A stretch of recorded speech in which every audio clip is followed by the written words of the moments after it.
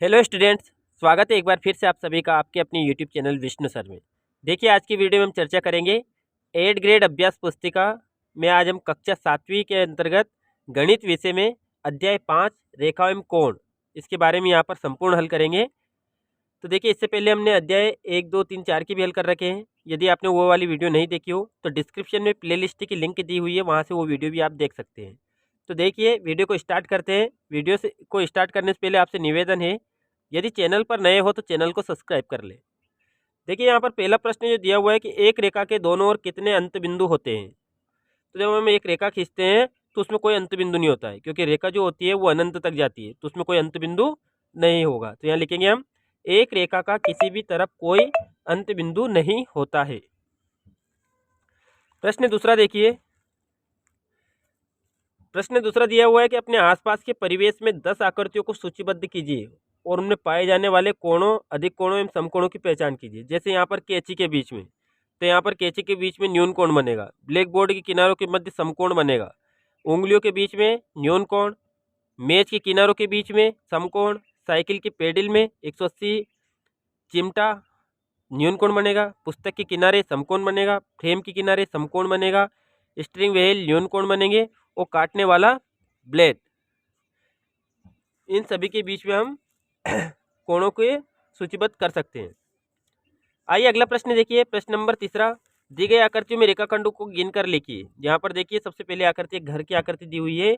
यहाँ पर इनके रेखाखंड को हम गिने तो देखिए 1, 2, 3, 4, फिर 5, 6, नीचे की एक 7 हो जाएगी। इसके अंदर 8, 9, 10, फिर इधर 11, 12, 13, 14, 15, 16 और 17। इस प्रकार पहली आकृति में कुल कितने रेखाखंड हो जाएंगे हमारे? 17 रेखाखंड। आकृति दूसरी देखिए, यहाँ पर मेज की आकृति दी हुई है, इसमें हमें रेखाखंडों को गिनना है। तो देखिए, सबसे पहले 4 पाइए ये, तो यहाँ पर 1, 2, 3, 4, फिर ऊपर 5, 6, 7, 8। तो इस प्रकार कुल कितने हो जाएंगे? 8 रेखाखंड हो जाएंगे इसमें। तीसरी आकृति में एम दिया हुआ है, तो 1, 2, 3, 4। तो इस प्रकार तीसरी आकृति में 4। और यहाँ पर देखिए एक षटभुज है, यहाँ पर षटभुज में 6 भुजाएं हो जाएगी और अंदर देखिए 2 त्रिभुज है, तो 3, 3, 6, 6 और 6 कितने हो जाएंगे? कुल रेखाखंड जो हमारे रेखाखंडों की संख्या हो जाएगी वो हो जाएगी 12। प्रश्न नंबर चौथा देखिए, प्रश्न चौथा दिया हुआ है कि एक कोण 45 डिग्री से बड़ा है। क्या इसका पूरा कोण 45 से बड़ा है अथवा 45 के बराबर है अथवा 45 डिग्री से छोटा है? तो यहाँ पर देखिए, उदाहरण के लिए हम कि माना कि 45 डिग्री से कोई बड़ा कोण है, तो हम 45 डिग्री से बड़ा कोण कोई 50 डिग्री का ले लेते हैं। ठीक है, अब यहाँ पर 50 डिग्री का पूरक कोण, अब 50 का पूरक, क्योंकि 90 तक पहुँचना में, 90 में से 50 घटाएंगे तो 50 का जो पूरक रहेगा वो कितना हो जाएगा? 40, क्योंकि इन दोनों का योग 90 होना चाहिए, क्योंकि पूरक कोणों का योग कितना होता है? 90 होता है। तो 50 का पूरक कोण, अब यहाँ पर 50 का पूरक कोण आया 40 डिग्री होगा। अब जो कि क्या है? 45 डिग्री से छोटा है, तो हमारा क्या आंसर होगा? अथवा 45 डिग्री से छोटा वाला। तो यहाँ पर जो कि 45 डिग्री से छोटा होगा। अगला प्रश्न देखिए, प्रश्न नंबर 5वां। ऐसा कोण ज्ञात कीजिए जो अपने संपूरक के कोण के समान है। संपूरक कोणों का योग कितना होता है? 180 डिग्री। हम जानते हैं कि संपूरक कोणों का योग 180 डिग्री होता है। अब इनको 180 को हमें 2 बराबर भागों में बांटना है, क्योंकि वो अपने संपूरक के बराबर रहेगा। तो देखिए, 180 को हमने जब 2 बराबर भागों में बांटे तो कितना आएगा? 90 डिग्री। यानी कि 90 डिग्री का कोण अपने संपूरक के बराबर होगा, यानी कि 90 का संपूरक 90 ही होगा, क्योंकि दोनों का योग कितना हो जाएगा? 90, 90, 180। अगला प्रश्न देखिए, प्रश्न नंबर 6। छठा प्रश्न दिया हुआ है कि यदि एक रेखा 3 रेखाओं की तिर्यकछेदी रेखा है, एक रेखा 3 रेखाओं की तिर्यकछेदी रेखा है, तो बताइए कितने प्रतिच्छेदन बिंदु है। तो यहाँ पर देखिए, हमने 3 रेखा बनाई यहाँ पर, एल, एम, एन। अब इनको एक रेखा जो है वो प्रतिच्छेद कर रही है, तिर्यकछेदी रेखा है। एक्स जो है इनको तिर्यकछेदी रेखा है। अब यहाँ पर कितने बिंदु बन रहे हैं? प्रतिच्छेदन बिंदु। तो यहाँ पर प्रतिच्छेद हो रहा है, यहाँ पर प्रतिच्छेद हो रहा है, यहाँ पर काट रही है। तो इस प्रकार 3 प्रतिच्छेदन बिंदु है। अगला प्रश्न देखिए, प्रश्न नंबर 7वां। एक समबाहु त्रिभुज के शीर्षों पर प्रतिच्छेदन रेखा द्वारा निर्मित कोणों के माप। अब देखिए, शीर्ष यहाँ पर है हमारा, ये शीर्ष है। अब यहाँ पर हमें शीर्ष के कारण ये जो प्रतिच्छेदन कर रही है रेखा है, इनके कारण जो बनने वाले कोण है, उन कोणों के मान ज्ञात करने हैं। तो हम जानते हैं कि समबाहु त्रिभुज में तीनों भुजाएं बराबर होती है, तीनों भुजाएं बराबर होती है, तो प्रत्येक कोण कितने कितने डिग्री का होता है? 60, 60। ये भी 60 रहेगा, ये भी 60 रहेगा और ये भी 60 होगा। अब देखिए ये 60 है तो यहाँ पर क्या होगा, सम्मुख कोण है तो सम्मुख कोण क्या होते हैं, बराबर होते हैं। ये 60 डिग्री है तो ऊपर वाला भी 60 हो जाएगा। अब देखिए इन दोनों का योग, जो ये वाला कोण रहेगा, इन दोनों का योग 180 होता है।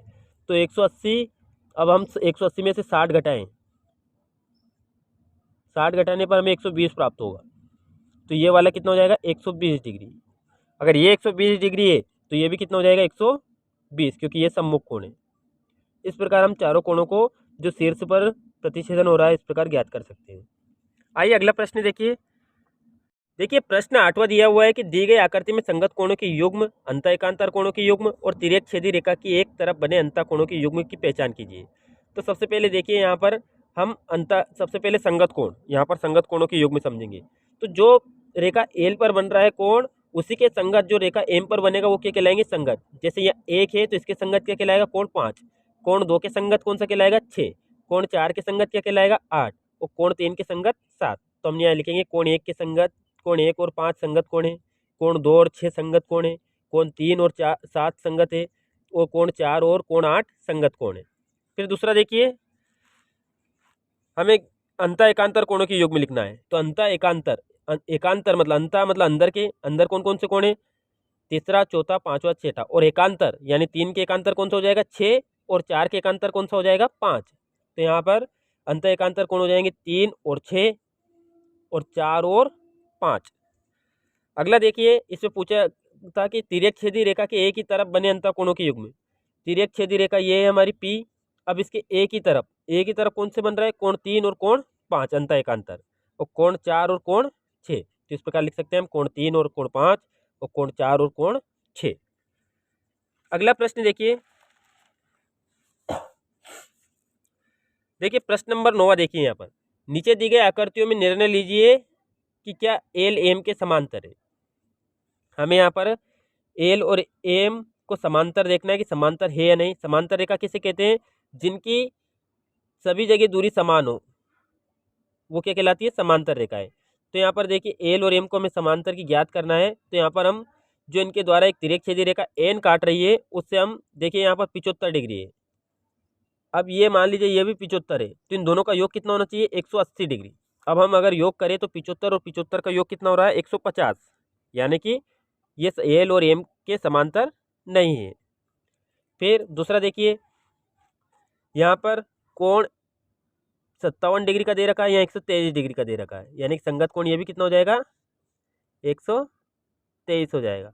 अब इन दोनों का योग कितना होना चाहिए, इन दोनों का जो योग होगा वो कितना होना चाहिए, यहाँ पर 180 डिग्री। तो देखिए हम योग करेंगे, 123 और 57 का योग करा हमने, कितना आया, 180 डिग्री।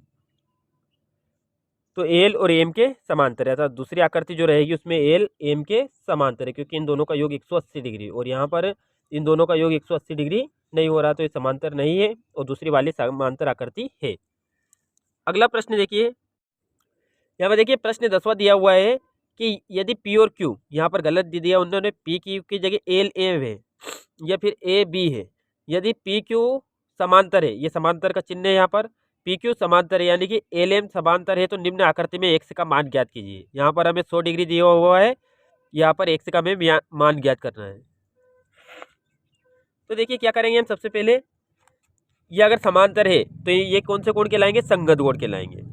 अब संगत कोण जो होते हैं वो बराबर होते हैं, तो यहाँ पर हम एक्स का मान भी कितना हो जाएगा, ये 100 डिग्री है और एल और एम समांतर है, तो एक्स का मान भी 100 डिग्री होगा। तो अतः दिया है एल एम समांतर है और ए और बी भी समांतर है, तो एक्स का जो मान होगा वो कितना हो जाएगा, 100 डिग्री। क्यों, क्योंकि ये संगत कोण है और संगत कोण बराबर होते हैं। तो देखिए आज की वीडियो में हमने संपूर्ण हल किया। अगर वीडियो अच्छी लगी हो तो लाइक करें, चैनल को सब्सक्राइब कर लें, जिससे आगे की वीडियो भी आप तक पहुंचती रहेगी। Thank you.